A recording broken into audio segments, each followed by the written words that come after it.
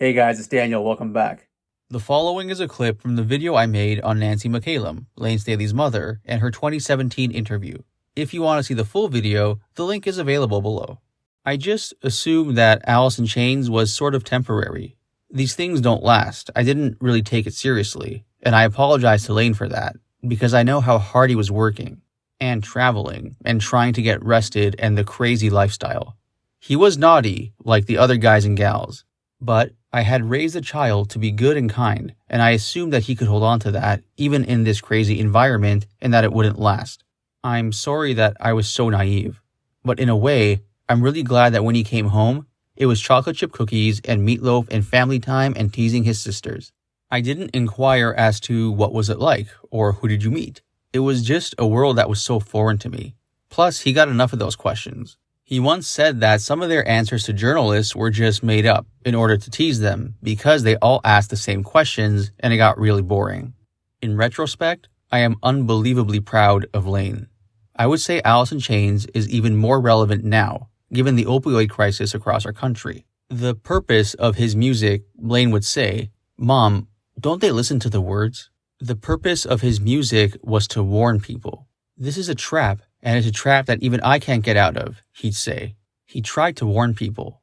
With all of his money and all of his fortune and fame, he was in treatment 10 times. He died at least 5 times that we know of. He was dropped off at a hospital, he had infections, and he was still writing. He was still warning people. He was still performing. I don't understand addiction, but my thought is, I believe you.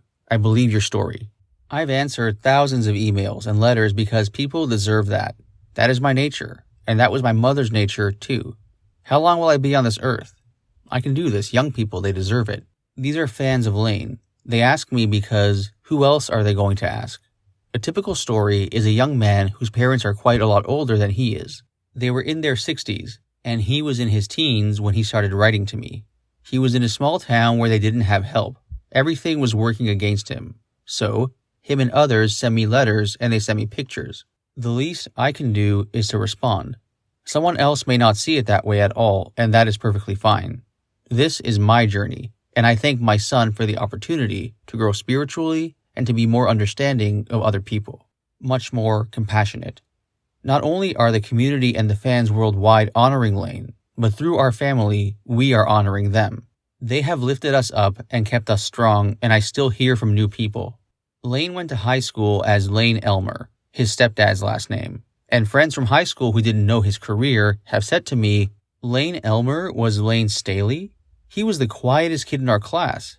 I said to his friend, Calvin, I guess the stage gave him permission to belt out all the feelings we have. And he said, Nancy, he did it for us all.